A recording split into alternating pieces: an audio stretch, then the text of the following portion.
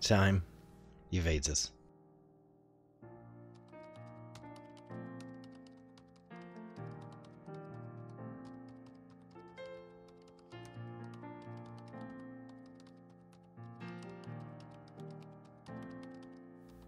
Some people never need to leave home.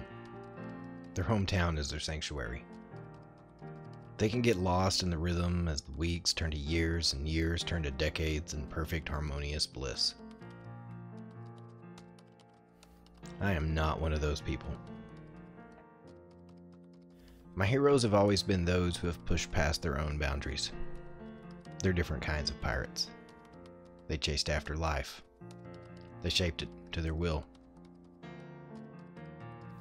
Guys like Theodore Roosevelt, Jack London, Hemingway. These guys weren't saints. In fact, each ran from their own particular demons. But they were each driven by an inner hunger that few of us can truly understand. It wasn't money they were after. And it really wasn't fame. It was something deeper. Something primal.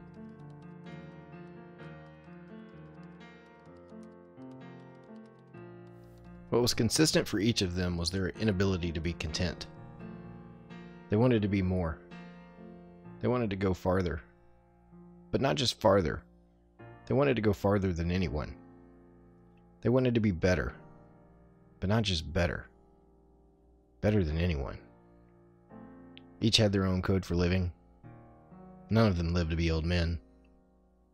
All of them became legends. Me? I was in my classroom talking about them. I was lying in bed at night reading about them. I was safe. I was bored. I was miserable.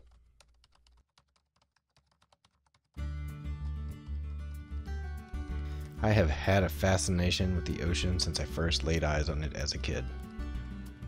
First time I saw the open water of the Atlantic, and later the turquoise water of the Caribbean, I fell in love.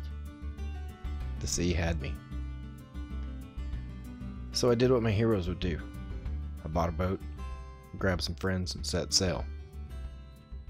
I wanted to chase some sunsets, taste some salt water, and hopefully, somewhere along the way, chase a few demons of my own.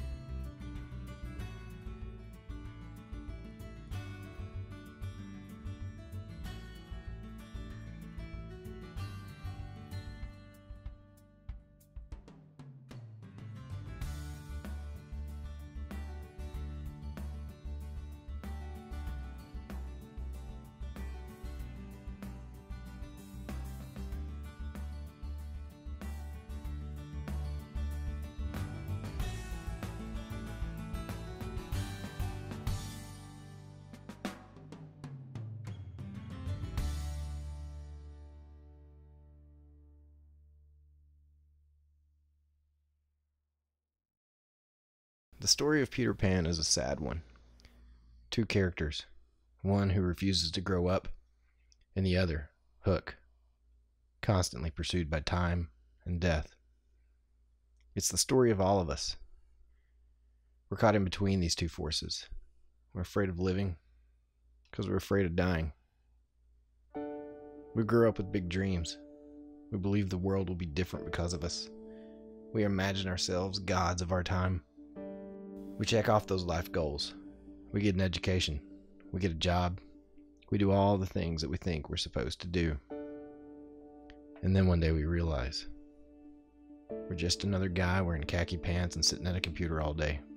We're just another guy pulling a shift for a company that doesn't know we exist. We're none of the things that we promised ourselves that we would be. Punch a clock, sit in traffic, stay safe, get fat, wait for our turn to die. And then you're left thinking, is that it? Is that the best I have to offer? Is this all my life is going to add up to? Maybe. Or maybe you can be more. I think there's a point that we have to make a decision on what comes next. Call it a midlife crisis if you want. It's really a point of reckoning. We have to stop drifting and finally make a decision on what we're living for. I had to make that decision. So will you. The cool thing about a boat in the ocean is it gives you an opportunity that most people don't have. If life reaches its breaking point, or the call of the wild is just a little more than you can bear, you can hoist your sails and sail off into the horizon and never look back. Maybe what I'm saying is what you've been thinking.